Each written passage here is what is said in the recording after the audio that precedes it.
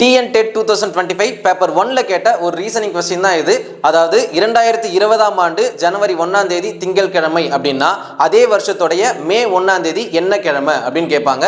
So இந்த மாதிரி some solve பண்ணோம் அப்படின்னா மொத்தமாக 3 ஸ்டெப் தான். ஃபர்ஸ்ட் ஸ்டெப் என்ன அப்படின்னா மொத்த நாட்களை கணக்கு பண்ணணும். ஜனவரி 1ல இருந்து மே 1 வரைக்கும் எத்தனை நாள் அப்படின்றத கணக்கு பண்ணணும். ரெண்டாவது ஸ்டெப் என்ன அப்படின்னா அதை 7ஆல வகுக்கணும். ஏன்னா ஒரு வாரத்துக்கு 7 நாள் இல்லையா, ஸோ 7ஆல வகுக்கணும். மூணாவது ஸ்டெப் என்னன்னா அப்படி வகுக்கும் போது நமக்கு ஒரு ரிமைண்டர் கிடைக்கும், மீதி கிடைக்கும். அந்த மீதியை வச்சு நம்ம ஆன்சர் பண்ணணும். ஸோ பார்க்கலாமா? ஸோ இதுதான் கொஸ்டின். 2020ஆம் ஆண்டு ஜனவரி 1ஆம் தேதி திங்கட்கிழமை அப்படின்னா அதே வருஷத்துடைய மே 1ஆம் தேதி என்ன கிழமை அப்படின்றதான் கேள்வி. ஸோ டோட்டல் டேஸ் கால்குலேட் பண்ணோம் இல்லையா, ஜனவரி 1ஆம் தேதியிலேருந்தே ஆரம்பிக்கணும். ஸோ ஜனவரி 1ஐயும் நம்ம இன்க்ளூட் பண்ணிக்கணும். அப்போ மொத்தமாக ஜனவரியில் எத்தனை நாள் இருக்கும்?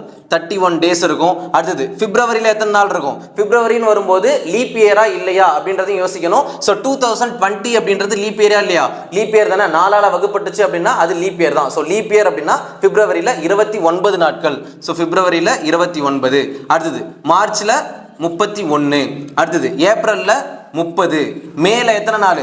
ஒரு நாள் தான். ஏன்னா 1ஆம் தேதி என்ன கிழமைன்னு கண்டுபிடிக்க போறோம். ஸோ மேல ஒரு நாள். ஸோ இது எல்லாத்தையும் நமக்கு டோட்டல் பண்ணோம் அப்படின்னா நமக்கு டோட்டல் டேஸ் வந்துட்டு 122 அப்படின்னு கிடைக்கும். ஸோ ஃபர்ஸ்ட் ஸ்டெப்பான இந்த டோட்டல் டேஸை கால்குலேட் பண்ணாச்சு. அடுத்த ஸ்டெப் என்ன சொல்றேன், இதை 7ஆல டிவைட் பண்ணணும். 122 டிவைடட் பை 7.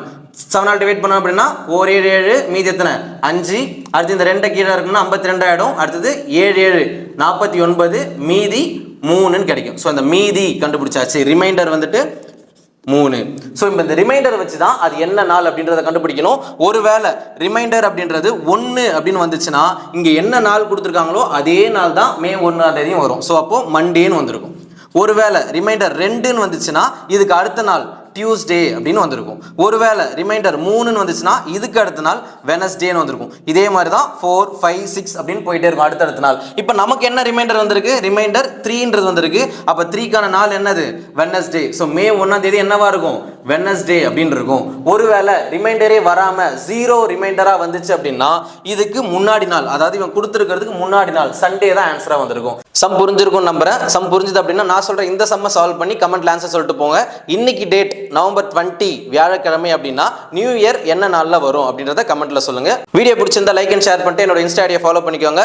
காம்படிட்டிவ் எக்ஸாம்ஸ்க்கு ப்ரிப்பேர் பண்ற ஆளா இருந்தீங்க அப்படின்னா மறக்காம ரைஸ் உளுந்தூர் பெட் அப்படின்ற எங்களோட யூடியூப் சேனலை சப்ஸ்கிரைப் பண்ணிக்கோங்க.